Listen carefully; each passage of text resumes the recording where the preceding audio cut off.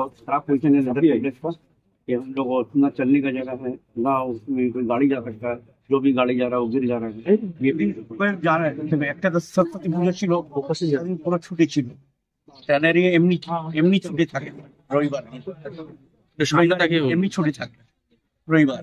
তারপরে হঠাৎ শোনা গেল 9:30 সময় কি 3 জন শ্রমিক মারা গেছে। তখন আমরা সব শুয়ে আছি, তখন একটা উঠে দেখলাম হোয়াটসঅ্যাপে ছবি এলো, কি করে তখন দেখলাম চোখে কোনো ইনস্ট্রুমেন্ট নেই।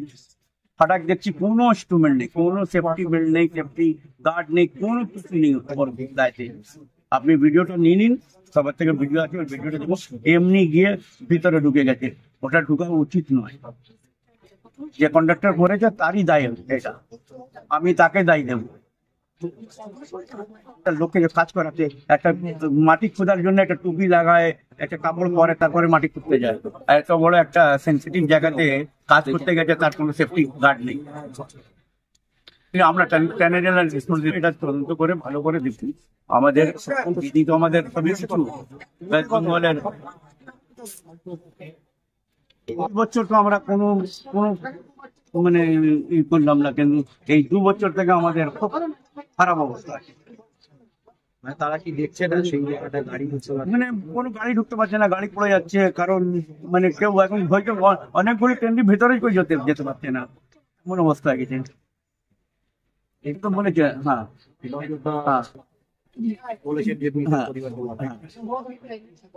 আমাদের দেখুন মুখ্যমন্ত্রীকে তো বলতে হবে, একটা ওয়েস্ট বেঙ্গলের মালিক আমাদের মুখ্যমন্ত্রী, তো আমাকে মুখ্যমন্ত্রীকে জানাবো, তারপরে আমাদেরকে মেয়র সাহেবকে জানাবো।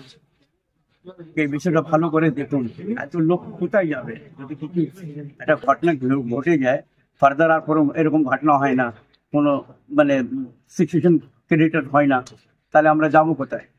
এত 5 লাখ লোক হবে মিনিমাম। এই ব্যাগ বানানো, পার্স বানানো, যখন নিয়ে আছেন ব্যাগসাক, এইসব ব্যাগ বানানো, কিন্তু সবই জুড়ে আছে। একটা চটি, জুতো, খালি একটা ট্যানারি দেখলে হবে না, ট্যানারির সঙ্গে অনেক লোক আছে। একটা সুতা আলা আছে, একটা ভ্যান আলা আছে, একটা গাড়ি আলা আছে, বাস আলা আছে, খাবার আলা আছে, ফেরি আলা আছে, সব জুড়ে আছে। একটা ইন্ডাস্ট্রি উঠে গেলে 5 লক্ষ লোক বেশি বেরোজগার হয়ে যাবে, তাতে লোককে চাকরি করতে পারবে। আর একটাই আমাদের খুব ভালো একটা দিদি এত আমাদেরকে খুব সাপোর্ট করেছে, দিদি আমাদেরকে যা সাপোর্ট করেছে সিপিএম আমলে আমরা এত সাপোর্ট পাইনি। আমরা সিপিএম এর সময় এত সাপোর্ট পাইনি যত দিদির সময়, তৃণমূলের সময় আমরা সাপোর্ট পেয়েছি।